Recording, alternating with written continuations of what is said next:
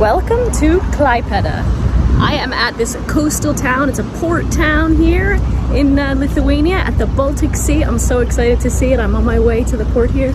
There's a castle we're going to stop at. There's an old town we're going to explore.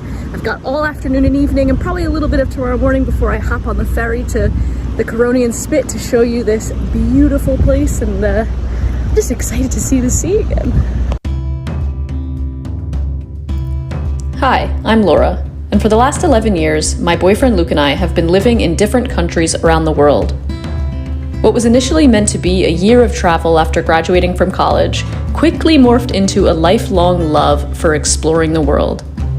Since we packed up those backpacks for the first time back in 2010, we have lived in New Zealand, Australia, South Korea, Mexico, and are now living in Lithuania. In between those settled years, we spent long periods of time traveling to over 20 different countries. And now, we're enjoying setting up a new life in a new country, very different from our last. And through these videos, I share my experiences with you.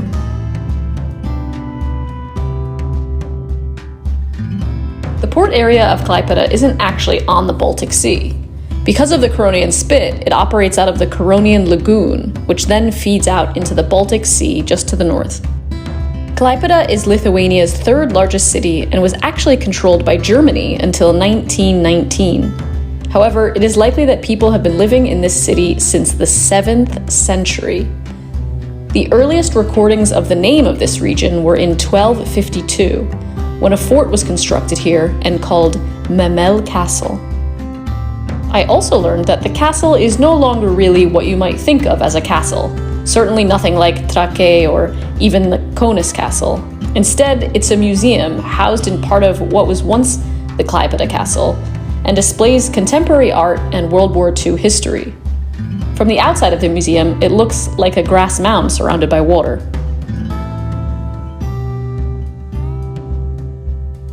I continued walking until I was along the Dane River, where there were restaurants, bars, paddle boats to rent, fishing boats, and some beautiful sailboats too. I carried on exploring the old town, which is full of medieval era buildings. I visited the drama theater, which has been a cultural center of Klaipeda since the 18th century. It's also the building where Hitler gave speeches to the public in 1939. Klaipeda Center is quite small and easy to walk around in a relatively short period of time. But despite being small, it still has tons of green space, including this park near Jonas Hill. It has several different trails for kids to ride their bikes, people to go jogging, and to simply walk around or sit on a bench in the sunshine. Right on the edges of the old town are tons of newer apartment and office buildings as well. It felt like a bustling city despite its size. And as it got later in the day, it got busier at the parks and restaurants that I went past. So I just had a little tour around the old town. Now I'm going to hop on the bus and head to the beach. The beach that actually sits on the Baltic Sea is about a 10-minute drive away, but there's a bus that you can take over there, and I think it's like €1. You can also get a bolt, which I just checked, which is about €5, so I might take the bus there to have a little meander through the town and see the sights that way, and then maybe after dinner take a bolt back. But it's super easy to get over there, and I'm excited to finally see the beach. Maybe even dip my toes in.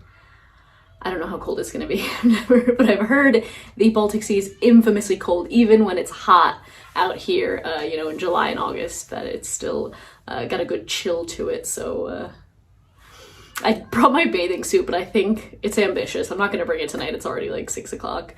So I'm just gonna head over there and have some dinner. A couple of you guys have recommended some restaurants over there that look out on the sea and watch the sunset and stuff. So yeah, I'm excited to just feel that sea breeze on my face. Enough talking about the sea, let's go see it. If you're considering taking the bus to the beach, it's bus number 6 and runs roughly every 10 minutes or so. I'll link below to the different locations where you can catch the bus and where to get off for the beach.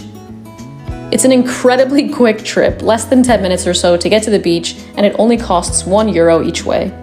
Once I got off the bus, I walked straight to the beach and strolled along in the sunshine. It had been a really warm day, but there was still a cool breeze. I definitely made the right decision leaving my bathing suit at the hotel. haven't had the sand between my toes in months. Oh, it feels so good. Let's see how cold this water is, shall we? I'm nervous. Here we go.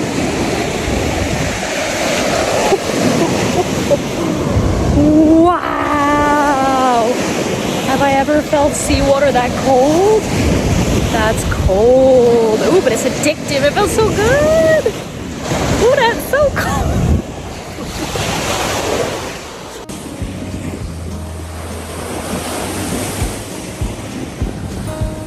I walked along the beach until I reached the Nordmol anti-aircraft artillery battery that was built in 1939. According to the plaque on the side of the ruins, the battery was used actively in military action and battle for Klaipeda between October 1944 and January 1945.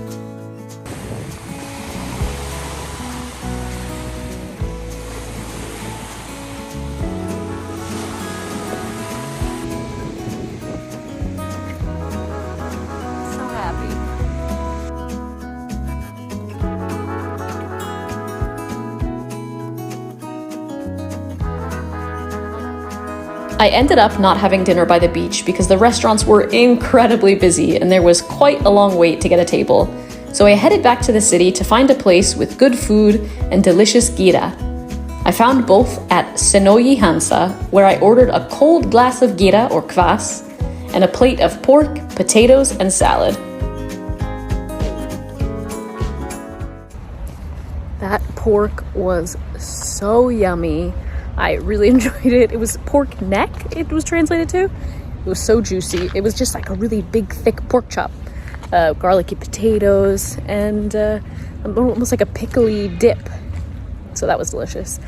I'm exhausted after the traveling around today.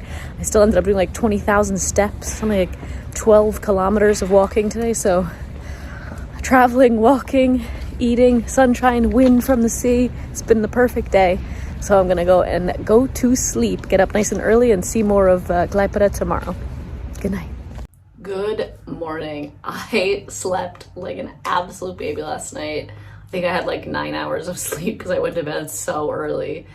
So yeah, it's just about 7 o'clock. The sun is up and it's bright. It's gonna be a beautiful, sunny, warm day. So I'm excited to get out. I'm gonna really need some coffee. So a couple of people have recommended a place in the center of the city. So I'm gonna head over there. I've got all my stuff I'm gonna check out and then I'm gonna head to the ferry. So we are coming to a close of our time here in Klaipeda, but first let's see how the coffee is. The coffee shop, Kavos Arkitekte, was a cute little cafe in the center of the city. I'll link the location in the description box below. The staff were incredibly friendly and the coffee was outstanding. Truly some of the best I've had since arriving in Lithuania.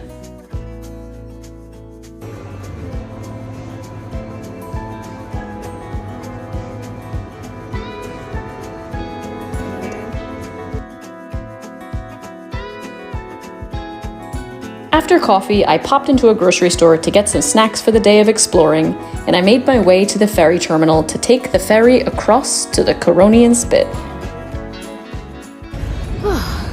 Klaipeda has been awesome. I'm so glad that I spent like almost a full day here to explore and enjoy, get to know it, eat, go to the beach, dip my toes in the cold waters of the Baltic Sea. But time to move on, time to head across on the ferry to the Curonian Spit and spend some time over there exploring. All of you guys recommended that I go to Nida, saying that it's like the most beautiful place. So be sure you're subscribed so you don't miss out on those videos.